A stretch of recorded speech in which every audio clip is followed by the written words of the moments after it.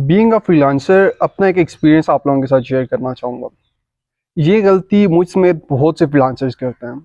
अब होता यह है कि जब भी किसी फ्रीलांसर को कोई क्लाइंट अप्रोच करता है तो समटाइम आपकी क्लाइंट के साथ डील होती है, समटाइम आपकी क्लाइंट के साथ डील नहीं होती। डील ना होने की मुख्तलिफ रीजंस हो सकती हैं। समटाइम्स आपका क्लाइंट के साथ बजट मैच नहीं कर रहा होता, या फिर आप कभी इतने मसरूफ़ होते हो कि आपको प्रोजेक्ट ले नहीं सकते, या फिर जो क्लाइंट की डिमांड होती है वो फुलफिल नहीं की जा सकती। लेकिन समटाइम्स होता ऐसे है कि आपको कोई प्रोजेक्ट ऐसा मिल रहा होता है जिसका बजट भी अच्छा होता है, क्लाइंट का टाइम भी अच्छा होता है, जो टाइम फ्रेम क्लाइंट डिमांड कर रहा होता है, और जो रिक्वायरमेंट्स होती हैं वो भी आप फुलफिल कर सकते हो, लेकिन फिर भी ये प्रोजेक्ट आप डन नहीं कर सकते।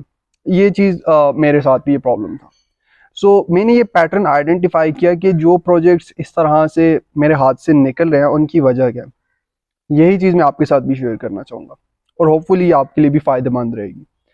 अब होता यह है कि अक्सर फ्रीलांसर्स को जब क्लाइंट अप्रोच करते हैं, वो अपनी रिक्वायरमेंट्स बताते हैं, तो freelancers based on their experience, उनका इतना एक्सपीरियंस होता है कि उन्हें पता होता है कि यार क्लाइंट क्या चीज़ डिमांड करता है, और क्लाइंट जैसे ही अपनी रिक्वायरमेंट्स बयान करता है तो फ्रीलांसर समझ जाता है कि क्लाइंट को क्या चीज़ चाहिए, और फ्रीलांसर डायरेक्टली क्लाइंट से बजट और टाइम के ऊपर चला जाता है कि बजट कितना होगा, टाइम कितना होगा। फ्रीलांसर क्लाइंट से ये चीज़ नहीं पूछता कि रिक्वायरमेंट्स में और क्या क्या चीज़ें हैं, ये रिक्वायरमेंट की आपको किस तरह से चाहिए, ये रिक्वायरमेंट किस तरह से चाहिए।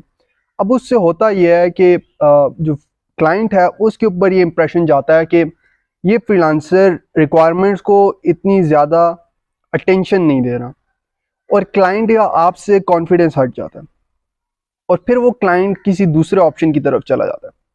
जबकि उसी के कंपैरिजन में अगर क्लाइंट आपके पास रिक्वायरमेंट्स लेके आता है, इस चीज़ से फ़र्क नहीं पड़ता कि आपको रिक्वायरमेंट्स की समझ आई है नहीं आई। आप क्लाइंट से जब क्वेश्चन करते हो, समटाइम्स आपको रिक्वायरमेंट्स की समझ आएगी, समटाइम्स आपको रिक्वायरमेंट्स की समझ नहीं आएगी। लेकिन जब आप क्लाइंट से क्वेश्चन करते हो, आप एक एक रिक्वायरमेंट से रिलेटेड क्लाइंट से चीज़ें पूछते हो, और उससे पूछते हो यार ये रिक्वायरमेंट आपको किस तरह से चाहिए। ऑल्दो आपको पता है कि कैसे काम करना है, लेकिन फिर भी आप क्लाइंट से क्वेश्चनिंग आंसरिंग करते हो। आप क्लाइंट से चीज़ों के बारे में एक एक डिटेल के बारे में पूछते हो, और उसके अलावा आप क्लाइंट को भी फ्री हैंड देते हो कि भाई तुमने भी जो जो जो क्वेश्चन करने हैं, मैं ओपन हूँ, मुझसे क्वेश्चन पूछो, मैं तुम्हारे तमाम के तमाम क्वेश्चन के आंसर दूंगा। अब उससे होता यह है कि क्लाइंट को एक कॉन्फिडेंस मिल जाता है। क्लाइंट को ही कॉन्फिडेंस मिल जाता है कि यार ये बंदा जो है ना, ये मेरा काम करेगा, ये एक एक डिटेल को, एक एक छोटी छोटे पॉइंट को अटेंशन दे रहा है।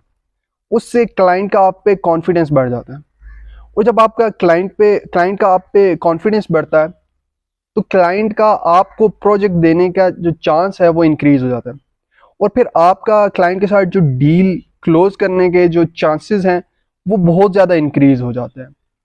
सो जब भी आपके पास कोई क्लाइंट आए, नो मैटर कि आपको उसकी जो रिक्वायरमेंट्स हैं वो समझ आ गई हैं या नहीं आई, आपने उससे क्वेश्चनिंग आंसरिंग ज़रूर करनी है, और क्लाइंट को भी फ्री हैंड देना है कि अगर वो भी कोई क्वेश्चन आपसे पूछना चाहता है तो आपसे ज़रूर पूछे।